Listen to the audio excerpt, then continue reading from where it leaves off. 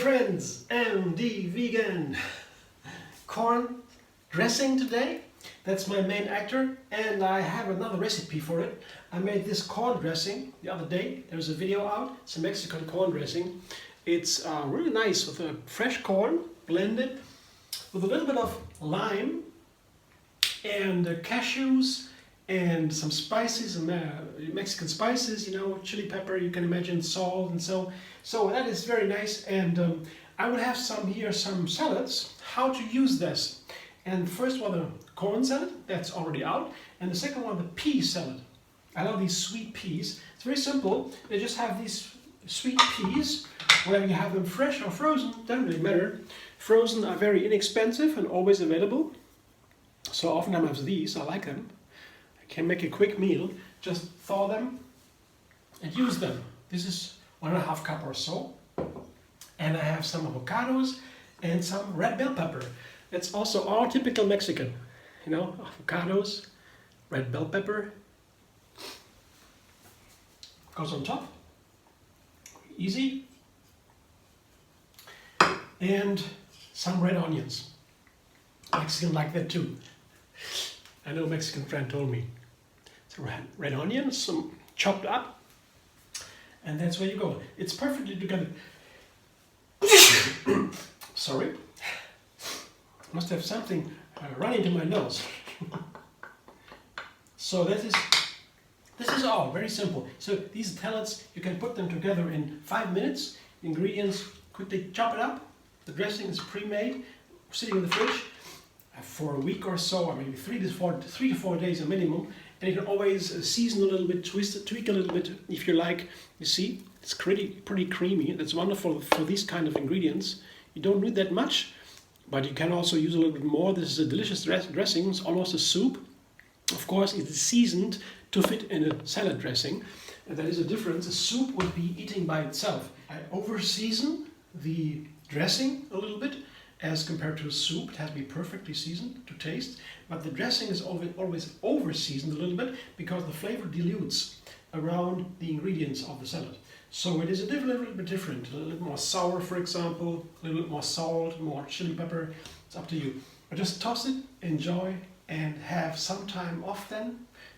It's nice to have a short time in the kitchen only to make the food. I like to have a short time in the kitchen on regular dates. Most of the time I have very quick and easy meals. And that's also why I have raw food so favorable, because not only is it fast and quick, but all the ingredients, they are pretty original. Yeah? I don't change a lot about the ingredients. For example, cooking a potato takes an hour, half an hour or so, and then you have a pretty different ingredient than raw. And if it's raw, and it changes the texture, the flavor, everything, and then it behaves differently in a recipe. So if you have just the ingredients, like avocado, a tomato, or red pepper, or a sweet pea, it's all fresh, original ingredients, so you understand how they work together. It's very easy. You get to feel the ingredients as they are, and that's what I begin with when I learn cooking. It's also very quick and easy to make a recipe.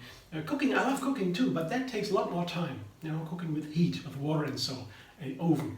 It takes more time, and the change of the ingredients is pretty fascinating ingredient, and sometimes you have even a favor. You get an advantage if you heat something. The tomatoes, for example, classical example, the tomato gets even more healthy when you cook it.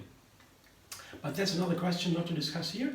I just like raw food all the time here. That's quick and easy to go, and it explores so much about the original ingredient, how they really taste and how you can combine them. And from that on, I would recommend, if you want to learn cooking, you begin with raw food with small numbers of ingredients to find the combination that are nice, and then you explore and find what can you do with cooking even. That's even the next step. So, but that's just an idea.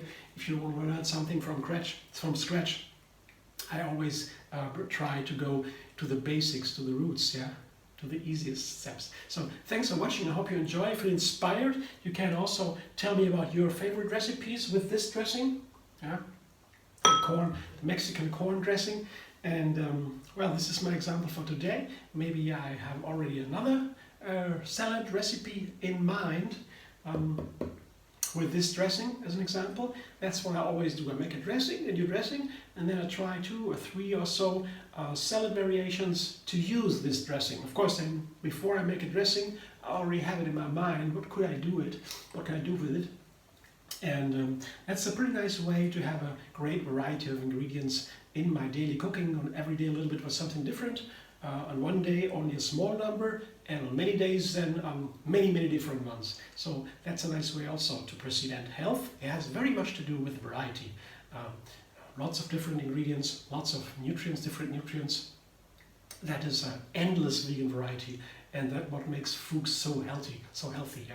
So thanks for watching again. I hope you enjoy. If so, like my video and subscribe. MD Vegan on YouTube. Have another recipe every single day.